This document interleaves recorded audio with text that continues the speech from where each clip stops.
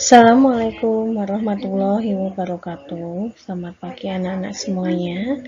Nah, kali ini kita belajar tematik pembelajaran ketiga. Kita akan belajar muatan bahasa Indonesia dan IPA. Oke, siapkan alat tulis kalian dan dengarkan penjelasan dari Bu Puri. Nah, kita belajar yang pertama muatan bahasa Indonesia menyebutkan tokoh-tokoh pada cerita. Nah, salah satu unsur yang penting dalam sebuah cerita itu adalah tokoh. Nah, apa sih yang maksud dengan tokoh? Tokoh adalah pelaku dalam sebuah cerita. Nah, misalnya saja hewan atau tumbuhan ya. Kalau berdasarkan perannya, tokoh dalam cerita itu dibedakan menjadi dua, yaitu tokoh utama dan tokoh pembantu. Nah, tokoh utama itu dia selalu hadir dalam setiap peristiwa dan menjadi penentu tema cerita.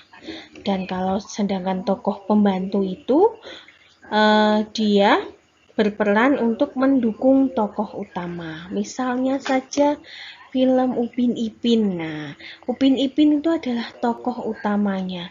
Dan seperti teman-temannya Ehsan, Fizi, terus siapa lagi Mail, Susanti, terus siapa lagi itu namanya. Nah, itu adalah tokoh pembantu.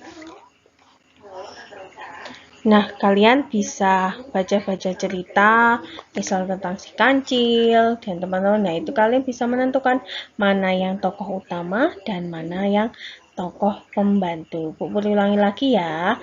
Tokoh itu berdasarkan perannya dibedakan menjadi dua, yaitu tokoh utama dan tokoh pembantu.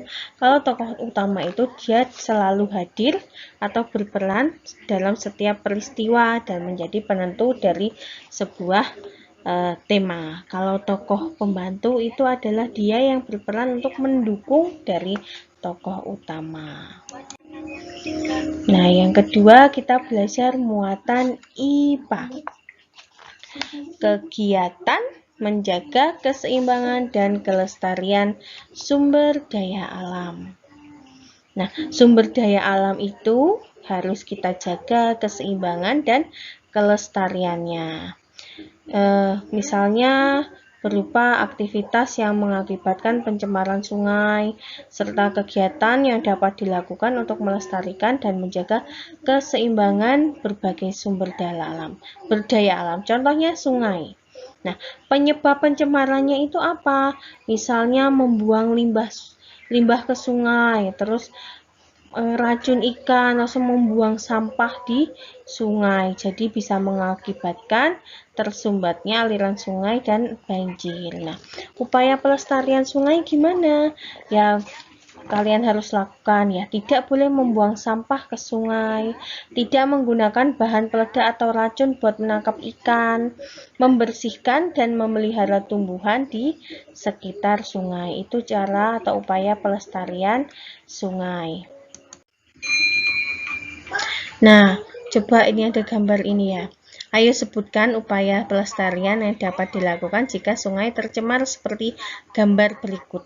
Nah, apa upaya kalian untuk melestarikan sungai jika kalian melihat gambar seperti ini? Ayo, yang pertama membersihkannya, terus membakarnya atau menimbunnya. Tidak boleh membuang sampah atau botol bekas minuman ke sungai, karena dari bahan-bahan plastik seperti ini, seperti botol minum air mineral dan lain sebagainya, ini dia tidak bisa busuk. Jadi bisanya kalian kumpulkan atau bisa juga didaur ulang ya. Jadi tidak boleh membuang sampah di sungai. Misalnya kalian lagi jalan-jalan atau lagi main di sekitar sungai, bawa minum misalnya, bekas botol minum ya, bawa pulang lagi saja sampahnya, jangan dibuang ke sungai. Contoh yang kedua yaitu laut. Nah, penyebab pencemaran laut itu apa? Yang pertama limbah dari sungai ya, itu akan menuju ke laut, terus racun dan bahan peledak penangkap ikan, misalnya pukat harimau. Nah, itu nggak cuma ikannya yang mati, tapi banyak sekali tumbuhan yang ada di dalam laut itu akan rusak, seperti misalnya terumbu karang. Nah, terus tumpahnya minyak dari kilang. Nah, upaya pelestariannya apa? Kalian tidak boleh mengambil atau merusak terumbu karang dan memelihara hewan laut. Terus tidak menggunakan bahan peledak atau racun dan pukat harimau saat menangkap ikan. Nah, ingat ya, sumber daya alam itu harus dijaga keseimbangannya. Nah, ini ayo sebutkan upaya pelestarian yang dapat dilakukan jika laut ketumpahan minyak seperti gambar ini. Gimana coba? Ya, apa yang harus kalian lakukan? Nah, latihannya kerjakan muatan bahasa Indonesia ya. Bacalah cerita tentang tupai dan kelinci pemalas di halaman 12, buku 4D, lalu kerjakan soal nomor 1 sampai 5 dan tulis unsur cerita tersebut. Muatan IPA, pahami bacaan pencemaran air dan tanah di halaman 14, lalu kerjakan soal nomor 1 sampai 5. Ini juga di buku 4D. Oke, sekian dari Bu Puri untuk pembelajaran tematik pembelajaran ketiga ini.